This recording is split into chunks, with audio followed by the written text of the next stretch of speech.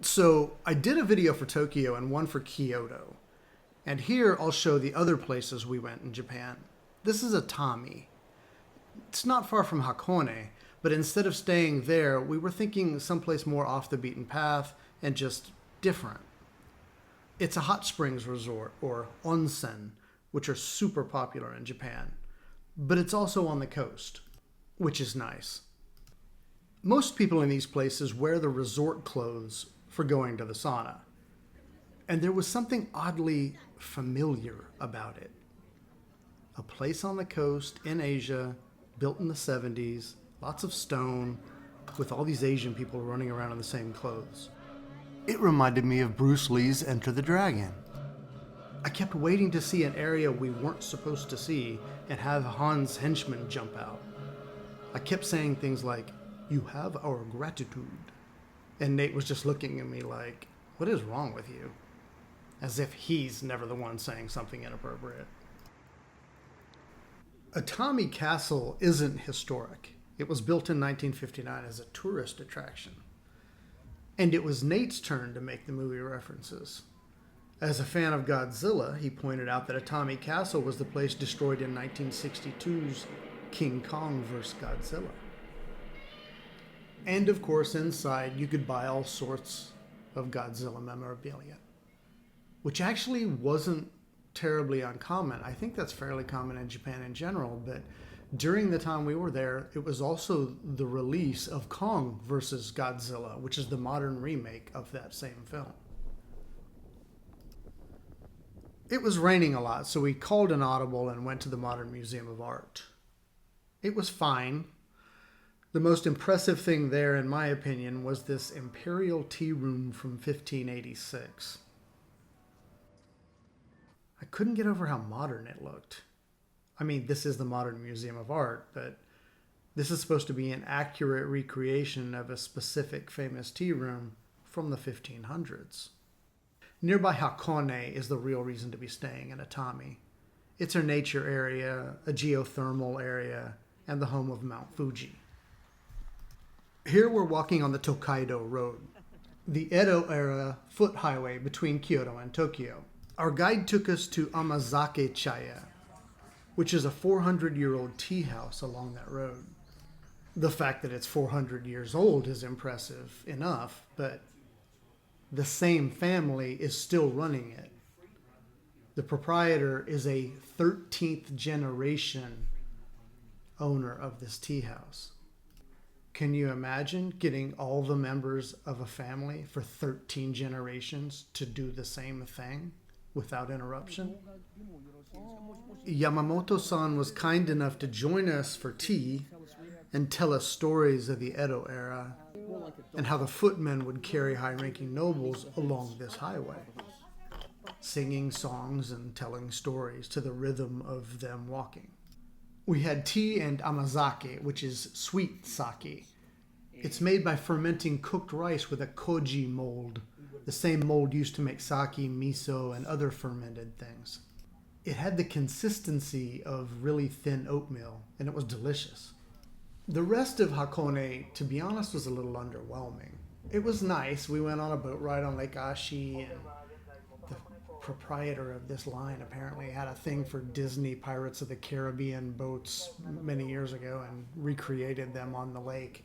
Now they're kind of a tourist attraction on Lake Ashi, but it's a little strange. But this area is very geothermically active. There's a lot of sulfur vents, steam vents, hot springs.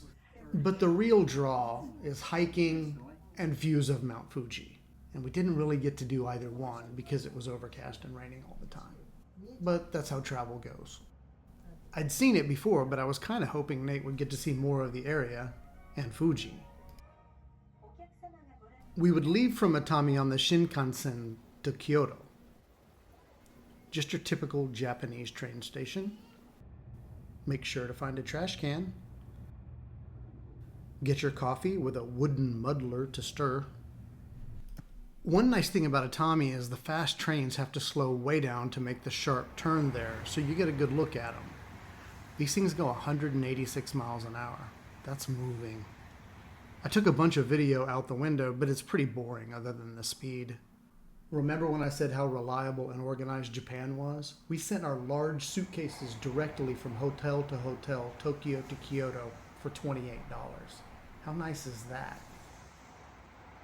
Just as we were about to go through a tunnel and leave the area for good, out of nowhere we got a glimpse of Mount Fuji for the first and only time on this trip. I grabbed a still from the video, but I'll show you what it actually looked like just for fun.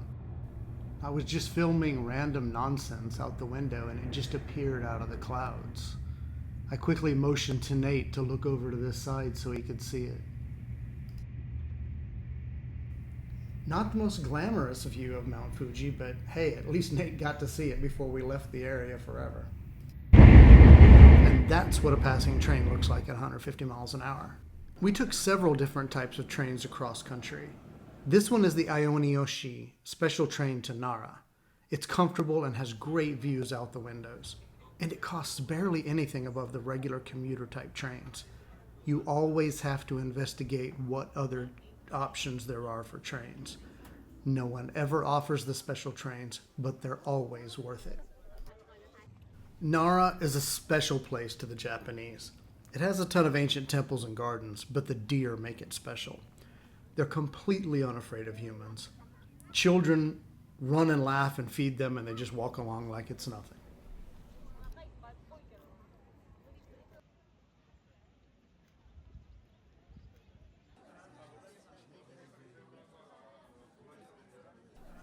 Toraiji Temple is massive. Built in the 8th century originally, one of the largest wooden structures in the world, and houses the world's largest bronze Buddha at 50 feet, weighing 500 tons. The whole site was commissioned and built in the 740s, and 2.5 million people from across Japan participated in one way or another in the construction, whether contributing labor or materials or donations. Legend says if you can crawl through this hole in this pillar, you'll have good luck. This girl had no trouble, but this lady had a little harder time. But she eventually made it, with the help of some friends. I'm going to say a lot of things in this video that may sound critical of Japan or the Japanese. Don't take it that way. It's certainly not how I mean it. It's a beautiful, amazing, and fascinating place. But it is also a complicated and confusing place. But I never start to understand a place until I dig into the things that stick out about it. So always feel free to tune me out and just look at the pretty pictures.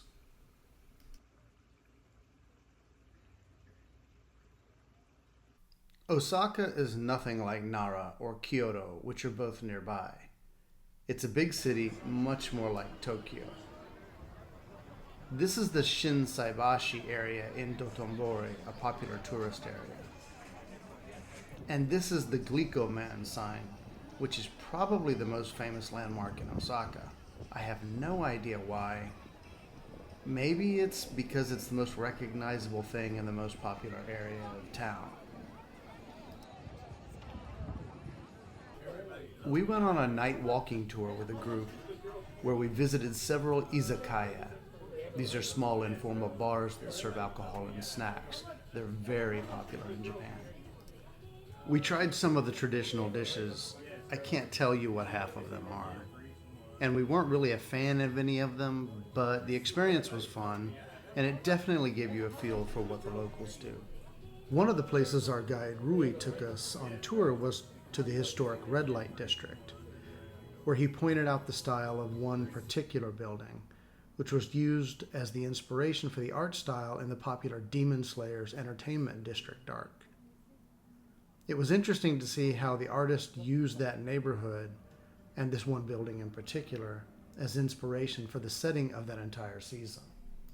We were just looking at pics of us eating, and then talking about a throwback to a historic Japan. Now we're looking at modern Japan. Osaka is very modern. And food is a great way to tell the story of how Japan went from tradition to modernity so fast. Did you know that the Japanese eat a lot of curry? Weird, huh? That surprises everybody. But it's an interesting story. Isolationist Japan suddenly opened up to the world and realized it was going to be colonized if it didn't modernize and defend itself. They sent emissaries all over the world and studied modern practices. Then they invited experts back to Japan to teach them. This was a total reversal of hundreds of years of isolationism. I'm sorry, I have to pause and show you this VR headset that this little girl is wearing. Every time they tip her up, she feels like she's falling because of the video, and the fans blow wind in her face, and she would scream. It was hilarious. Okay, so they had sent emissaries and picked the best modern practices that they wanted to adopt. You want a modern navy? Copy the British Navy. You want a modern army? Copy the Prussians. Railroads? Britain. Agriculture, corporate structure, banking, and lower education? America. Higher education? France and Germany. Political structures, architecture, urban planning, and style? General Europe. Remember I said that they copied the British Navy?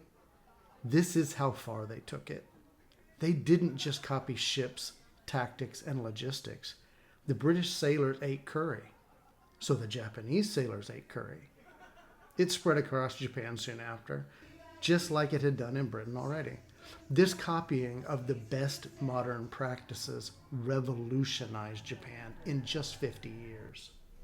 They went from backwater to stunning the world by defeating Russia, then taking Korea, Taiwan, Manchuria. The Japanese Empire was born almost overnight. And it was a direct result of having a modern, educated, industrialized workforce and infrastructure almost overnight.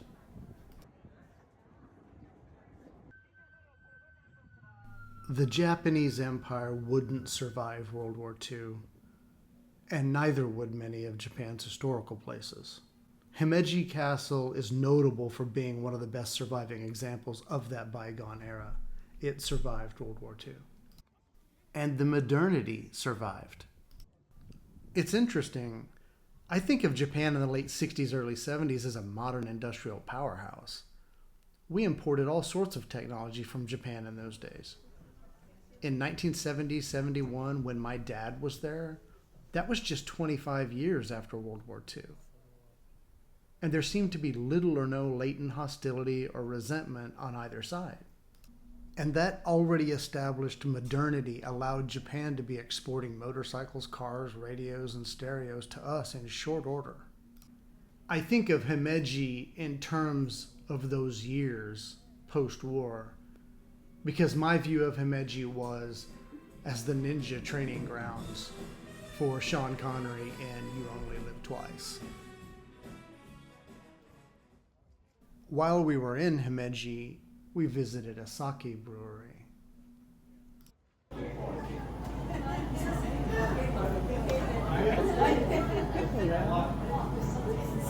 Salud. How do we say? Kanpai. Kanpai.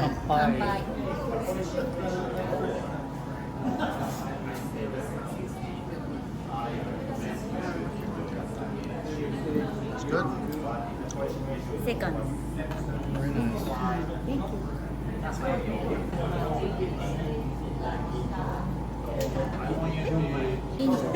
Kiwami. Kiwami. すいません、少しだけ。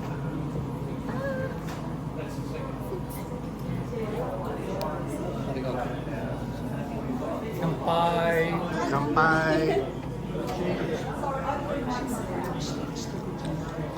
Happy travels. This is your gift from us. We consciously planned to get out of the cities when possible, and one of those excursions was to the Japanese Alps, specifically Mount Tateyama. I say Mount Tateyama, but that's the thing with foreign languages. Yama means mountain. Saying Mount Tateyama is saying Mount Tate Mountain. Just as saying Amazaki Chaya Tea House is saying Amazaki tea house, tea house. This happens in all languages, but Japanese was particularly difficult. I'll never try and convince anyone that English is the most efficient of languages. Please look up Gallagher or George Carlin talking about the English language. But these logographic languages, like Japanese or Chinese, are just insane. The educated Chinese person would need to memorize 4,000 to 8,000 symbols, and in Japanese it's 3,000 to 5,000. That's crazy. And it's just memorization. There's no discernible rhyme or reason to them. The Koreans were absolutely brilliant in seeing this in the 1400s and abandoning these archaic pictographic systems that took so many years to master that almost no one was literate. And they developed their own phonetic alphabet such that in short order virtually everyone was literate. And by the way, I think it's one of the reasons that even today Koreans speak better foreign languages than the Japanese. The Japanese have tried to augment their 4,000 symbols with not one but two phonetic alphabets, hiragana and katakana, to make it workable in the real world. One for Japanese words and one for foreign words. And while that's smart, to finally realize that pictures won't cut it, but two? Why? My goodness, they are so opposed to intermingling Japan with foreigners that they have an entire different alphabet for foreign words. It makes no sense. So now they have 3 written systems. And I won't even get into the fact that there are apparently 7 ways to say the number 2. It makes interactions funny though. We were trying to find Alka-Seltzer in a pharmacy, and the 2 girls working there were laughing at my charade acting out the plop plop fizz fizz from the commercial. They were showing us Japanese market versions of stomach relief things, but not Alka-Seltzer. And because of the languages, direct translations often don't work. So I figured, hey, technology, I got this, and took out ChatGPT and asked it what was the Japanese market product equivalent of Alka-Seltzer. And boom, it gave me the answer. I showed it to the girl and she starts laughing hysterically. She pulls out her phone and shows me what I was asking her for. Apparently I was asking for a snare drum. Strike 1 for technology. Japan is so safe and so orderly, it's wonderful. You're constantly amazed that you always feel safe. But I think one of the reasons for the high levels of order is the homogeneity of the Japanese people. There aren't people from other cultures who have different perceptions of authority or a different dynamic for timeliness, hygiene, safety, work ethic, relationships, or anything else. That makes it much easier to have this type of environment. So while I can appreciate the way the Japanese live, personally, I'm glad that I don't live in it. For me, the diversity, freedom, and melting pot of people, cultures, and ideas and attitudes is what makes the United States so great. I don't mean that in a political way. I mean that we're a nation that takes the best and brightest. We take it and make it our own. We're stronger for it. We are a nation of immigrants. And if you come here and buy in, you're in. My people may have come here 400 years ago, and yours may have come 40 years ago, and those groups may squabble. But we eventually simmer down into that pot and become something together, something better. And just like a biological organism, that diversity and complexity makes you stronger. I worry for Japan. It's a fascinating place, a beautiful place, and an impressive place, but I fear for its future. Outsiders are not welcome. Even as a tourist, really, but especially as an immigrant. Japan has one of the lowest birth rates, highest percentage of a population over 65, and highest life expectancies in the world. None of those are good indicators for prosperity. And the Japanese know this. They know it's a fatal problem. There is a solution, it's immigration. And when you try to talk to a Japanese person, they may mention temporary work visas, but what about letting them stay and be permanent residents? They just look at you, trying to even understand the question, and eventually, no, they can't stay. They're not Japanese. To the Japanese, Japanese is a race thing. If you were born in Japan and you lived your entire life there and speak nothing but Japanese, and one of your parents was originally from somewhere else 50 years ago, you are not Japanese. In so many ways, they just don't want to change, but they have to. They opened up once and adopted the world's practices, and it saved them. They're still benefiting from it today. If they can do it again and open up to the world's people, it may save them again.